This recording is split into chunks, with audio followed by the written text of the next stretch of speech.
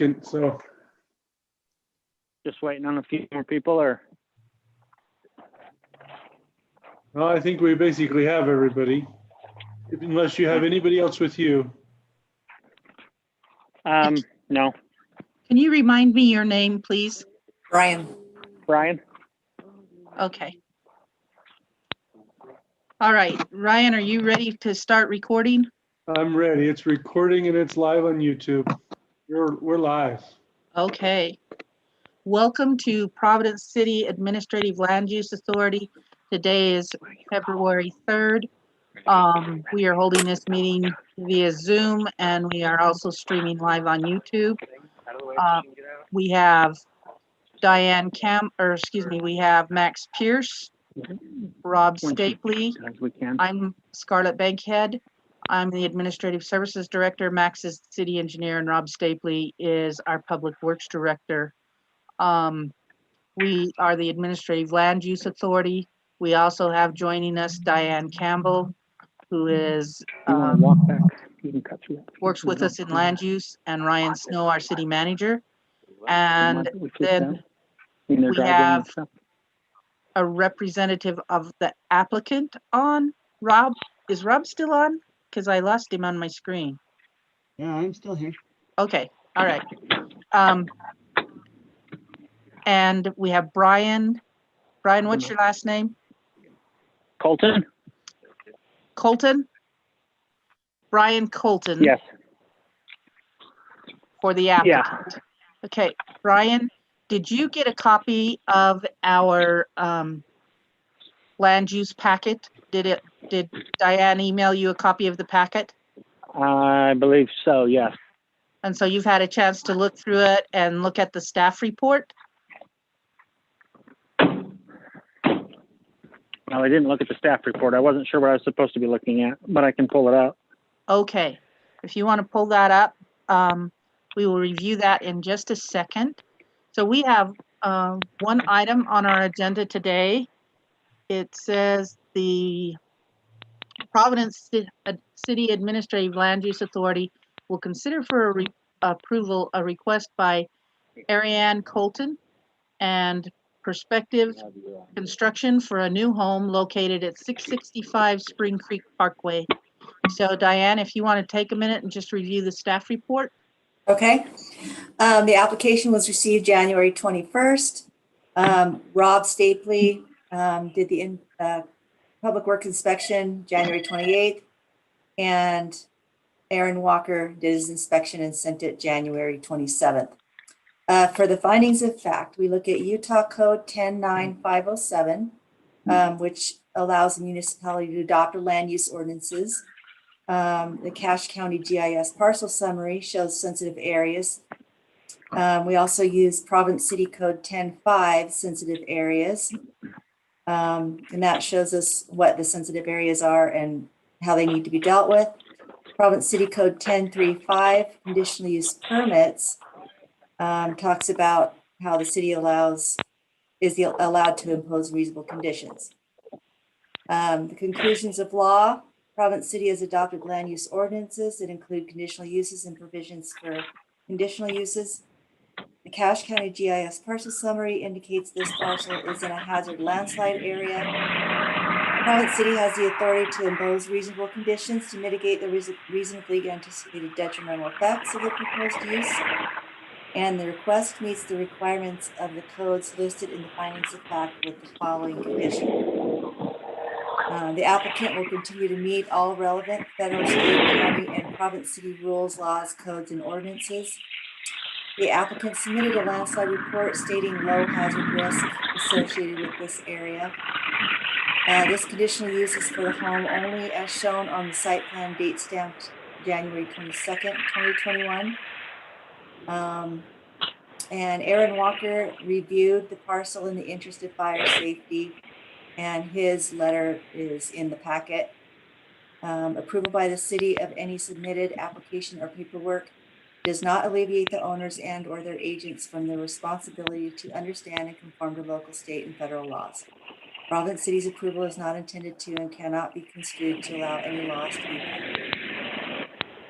So the two sensitive areas that we're really dealing with on this particular one is the landslide and the wildfire hazard area, correct? It really doesn't have any wildfire. It's just over 3,600 feet. That's why Aaron reviewed it. Oh, okay, all right. Just landslide. Just landslide. Okay, all right. Well, we'll hurry and go over Aaron's letter really quickly. His letter dated January 27th, 2021. He reviewed the access to the home, and he says the fire department access is adequate from Spring Creek Parkway, so that's approved. He reviewed the fire hydrant locations and the number of hydrants. They were within 600 feet. That was approved.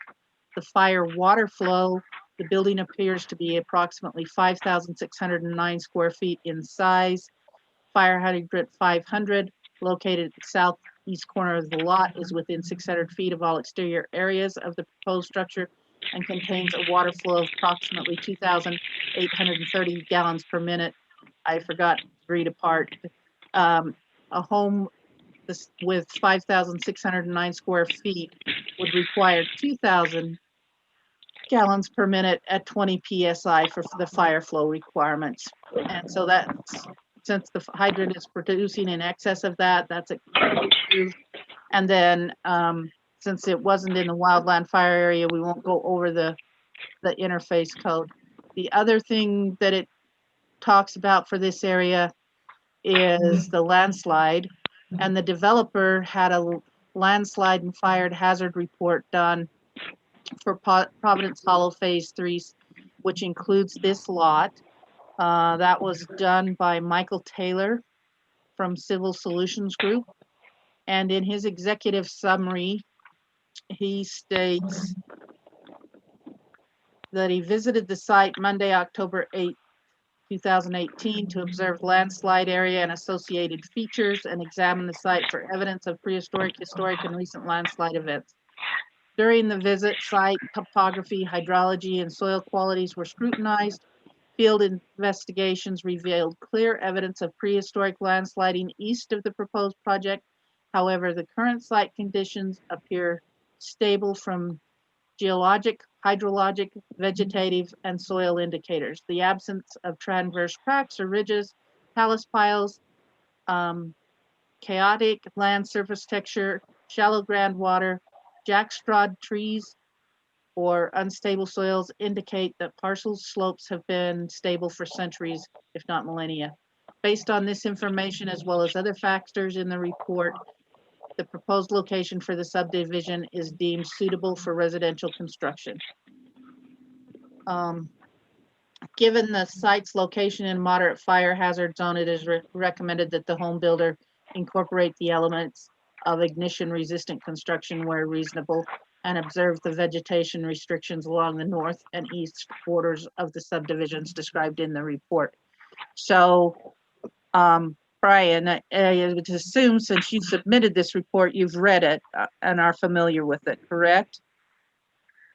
Yes, Okay, so you know I think so. As much as it made sense to me, basically. Okay. But the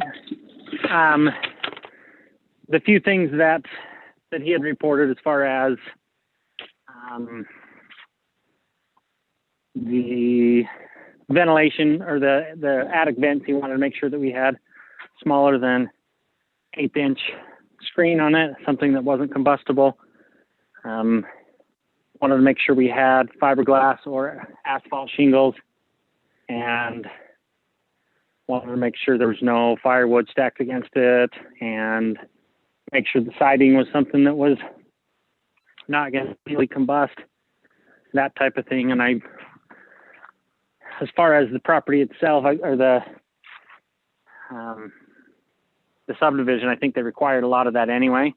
And so I think we should stay within all of those requirements regardless. Okay.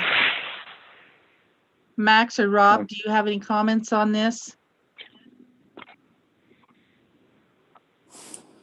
Max, you were muted, but I don't have any, Scarlett. Okay.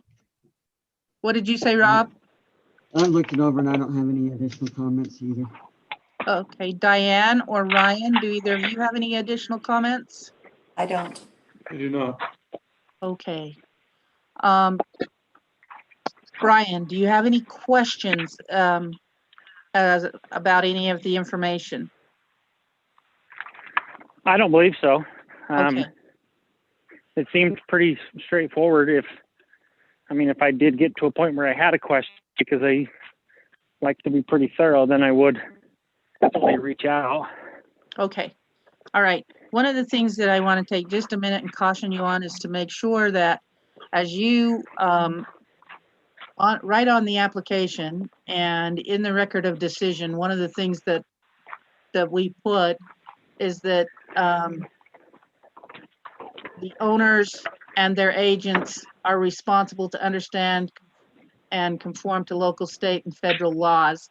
And one of those things that includes is setbacks.